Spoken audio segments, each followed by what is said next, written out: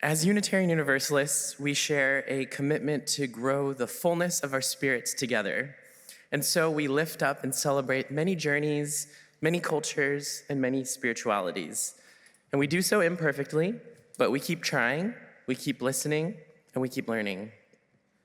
This past Tuesday, February 17th, was a new moon, and it just so happened to mark two really important events for billions of people around the world, respectively. One of these was the beginning of Ramadan, which is Islam's holy month of fasting, prayer, reflection, and community. For many of our Muslim friends, this is a time of appreciation, gratitude, and coming together. For everyone observing Ramadan this month, happy Ramadan.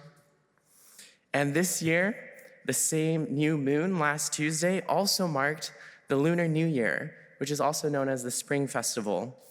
And for many societies of East and Southeast Asia and their worldwide diasporas, including Korea, Vietnam, and China, this festival is the most significant traditional holiday of the year. Lunar New Year festivities traditionally last 15 days until the first full moon of the year, and each year is represented by one of the 12 zodiac signs, with this year being the year of the horse, which is a symbol of liveliness and spirit and excellence. So today in this service, we'll have an opportunity to delve a little bit deeper into those themes. And while the Lunar New Year is observed in many different ways across many different cultures, regions, localities, families, and even individuals, its many variations often feature a common wish for hope and togetherness and new beginnings. So may we share in that spirit today. Gongxi, gongxi, happy year of the horse. The horse across cultures is a symbol of excellence, speed, power, grace, endurance. As the Bola story that we heard earlier reminds us, the horse is a symbol that can represent the very epitome of what a living being can be. And there's something fitting about welcoming the year of the horse right now in this season of new beginnings, because the question the horse puts to us is one we often ask ourselves at the turn of a new year. What does it mean to be excellent? What does it mean to live a truly good life that we aspire to? And I think for most of us in this room, the answer comes fairly naturally. What makes a human life excellent is not wealth or fame or power or material goods. It's something deeper. It's our character. Or to use an older way of saying it, it's our virtue. It's the kind of person we are. Our courage, our integrity, our compassion, our wisdom. This is what the ancient Chinese called de, moral power. It's what the ancient Greeks called arete, the inner excellence that makes a life genuinely worth living.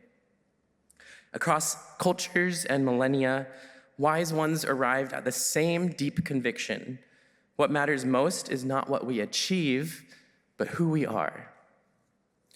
And this, naturally, is what this season of new beginnings is for. Yes, it's the Lunar New Year, but also it's a time in our local natural world here in the San Francisco Bay Area when it undergoes renewal and rebirth.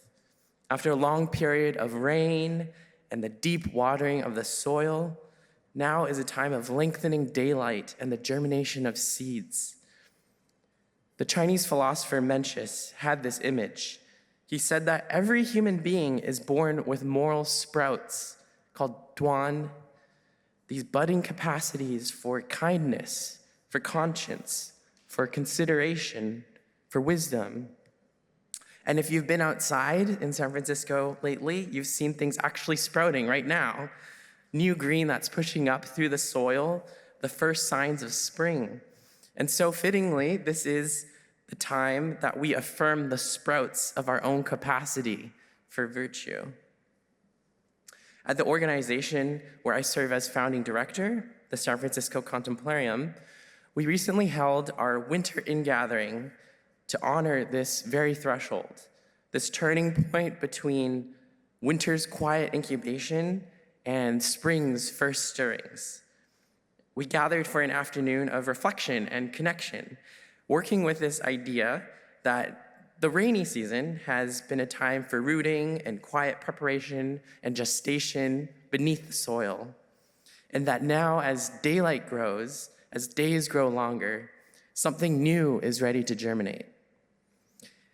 And at this winter ingathering, we did a ritual where each of us had a small pot of soil representing everything that has made us who we are so far, the stories and the places and the people that have shaped us. And then we each took a pinchful of poppy seeds, California native poppy seeds, and we sprinkled them into that soil, with these seeds representing the kind of person we choose to become, growing and sprouting, but rooted in that soil. And we shared what those seeds meant to us in small groups, and it was a powerful thing to name out loud in the company of others who each of us is choosing to be. Because it is our choice. Yes, we exist within the soil of what has come before, but each new day we ask ourselves, or we tell ourselves, this is the person I choose to be. I choose to be more patient. I choose to be more generous. I choose to be more courageous. I choose to live according to my values. My virtue is in my hands. And so at this threshold of the year, we honor that sacred truth that it's we who choose who we become. And yet, I want to be honest with you about something I've been noticing in myself. Over these past few years, living through what we've been living through, the cruelty being enacted at the highest levels of power, the daily assaults on the dignity of the most vulnerable, the sheer relentlessness of it all, I've noticed something that troubles me. It's not just that the world around me feels more broken, it's that I can feel that brokenness working on me on the inside. I notice myself becoming more cynical than I used to be, than I want to be, more reactive, quicker to write people off. I catch myself doom scrolling for an hour when I meant to spend 10 minutes. I notice my compassion narrowing, feeling it strongly for people I agree with and struggling to extend it to people I don't. I find myself reaching for contempt more easily than I used to, or find myself responding to cruelty with cruel feelings of my own. I don't think I'm alone in this. I think many of us, if we're honest, have felt something similar. Not a dramatic moral collapse, nothing so obvious as that, but something more like erosion, like a slow wearing down, a gradual coarsening that happens despite our values, despite our intentions, despite our resolutions in the new year. And so this is what seems incomplete when we say we choose who we want to be. That sometimes the talk of character or virtue seems to imply this idea that virtue is simply a personal project, a matter of individual willpower and commitment. Because if that were the whole story, then a demoralizing environment shouldn't be able to degrade my character. I should just be able to decide to be compassionate and stay compassionate, regardless of what's happening around me. But that's not how it works. Not for me, and I suspect not for most of us. Thinking back to those seeds that we planted at that ritual for the winter ingathering, we placed them carefully into the soil. We named who we wanted to become. But we all know that a seed doesn't grow just because you planted it with the best of intentions. A sprout is not a tree. A sprout is fragile. A sprout is responsive to conditions. If it gets sunlight and water, then it grows. If it doesn't, if the soil is dry, if the air is harsh, if nobody tends to it, it can wither. Not because it wasn't real, but because it needed something that it didn't get. Mencius's moral sprouts are the same. Those capacities for virtue and character are real. They are in us, but they're not invulnerable. They need tending. And the truth is that the world we are living in right now is not a world that tends to our moral sprouts. It's a world that in many ways deprives our spirits of water and sunlight. So here's a contradiction I find myself in, and maybe you do too. On the one hand, I believe that I have agency in who I become, that I can live into my qualities of character and virtue. But on the other hand, I can feel my own moral capacities being worn down by conditions, by a world I didn't choose and I can't fully control. If virtue is a personal project, I should be able to do it alone. But I can't. And I suspect most of us can't either. So what do we do? This is where I remember the story that we heard this morning, the story of Fong. Remember, the Duke thought that Fong was incompetent because he got all the visible details wrong. Yellow instead of black, mare instead of stallion, the surface markers. But the horse judge, Bola, saw something completely different. He saw that Fong had learned to perceive the inner spirit of the horse, in Chinese, the tianji, and to let go of everything else. And the horse he found turned out to be the finest in the land. I've been thinking about this story, and what strikes me most is not just what Fong was able to see, but it's what his seeing did. The horse's excellence was real before Fong found it. It existed, but it was unknown, it was unnamed, hidden somewhere, pulling a cart. Without Fong, without someone who could look past the surface to the essential, to the tianji, that excellence would have never entered the world. The act of recognition is what made the horse's excellence real in any way that mattered. And I think this act of recognition might help us to answer the contradiction that we find ourselves in. Yes, virtue is personal. It really is about my inner character, and I really do have agency in who I become. But virtue is not solo. I cannot sustain it alone, especially not in harsh conditions. What I need, and what we all need, is what Fong horse had. We need people who can see that moral substance in us and name it. People who can look past all of the surface noise, all of the cynicism, and all of the coarsening and say, I see good in you. That good is real, and it matters. I think about a friend of mine who told me once that for most of his almost 3 decades of secular life, no one had ever told him that moral deliberation, actually sitting down and thinking carefully about right and wrong, was a real and important thing to do, something worth spending time on. That moral seriousness was in him the whole time. The sprout was there. But nobody had ever been his Fong. Nobody had looked at that quality and said, this is excellent. This is important. And that absence had an impact. It left him isolated in his moral life, unsure whether his instinct to take these things seriously was naive or weird. When someone finally names it, when someone says, this matters, and the fact that you care about it is genuinely good, that changes something. Not because it puts something new into him, but because it recognizes what's already there. And that recognition is what helps it to grow. I think this is what we owe each other, especially now, especially in a world that doesn't water our sprouts.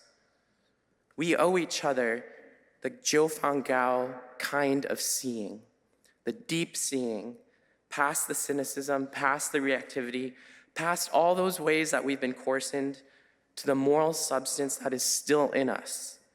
And not just seeing it silently, but naming it, saying it out loud.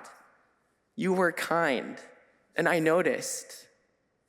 You chose integrity when it cost you something, And I saw that. You extended compassion to someone who didn't make it easy to do so. And that matters. Yes, it can feel corny to say these things, but this is the mechanism by which virtue, by which goodness survives under hostile conditions. Mencius's sprouts don't need a perfect world. They don't need a political paradise. They need a Jiu Fang Gao. They need someone who sees them and tends to them. And we can be that for each other. The Confucian tradition, along with our Unitarian Universalist tradition, understands something that our society can sometimes forget. To be a human is to be in community. It's to be in relationship with other human beings. And to be an excellent human is to be excellently in community. To be in the kind of community that cultivates goodness in each other by recognizing it, by naming it, by calling it forth.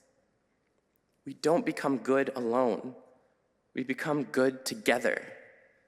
And in the hardest of times, in the coldest of winters, we help each other stay good together. At the end of our winter ingathering at the San Francisco Contemplarium, we did a final ritual. Each of us took a small cup of water. Each of us spoke into it, a gift that we bring to the community, a quality of ours that we offer to those around us. Patience, understanding, commitment. And then one by one, we poured our water into a large shared vessel in the middle of the room. And then, from that communal vessel, filled with everyone's gifts, we each drew the water to water each of our own individual pots and poppy seeds. It was such a simple act, but I found it moving because that's exactly it. That's exactly what we're meant to do, isn't it? The water that helps your sprout grow doesn't come from you alone. It comes from the people around you, from their seeing, from their naming, from their gifts poured out and offered. And your water, in turn, is part of what helps someone else's seed to grow. We tend to each other. That's how the sprouts survive. So here's my invitation on these first days of the year of the horse. Yes, set your aspirations for this year. Yes, recommit to the person that you want to become. Personal agency, your capacity to choose who you are, is real and it matters and it makes a difference. But don't try to do it alone. Look for the moral substance in the people around you, the quiet courage, the stubborn integrity, the compassion that persists. And when you see it, say so. Be someone's Jiu Fang Gao this year. See the excellence that the world is missing and needs. Name it. And in so doing, help it to grow. Because in a time like ours that deprives our spirits of sunlight and water, the most important thing we can do is tend to each other's sprouts. That's what it means to be truly, excellently human. Not alone, but together. Gongxi, gongxi, congratulations. Happy New Year of the Horse. May it be so.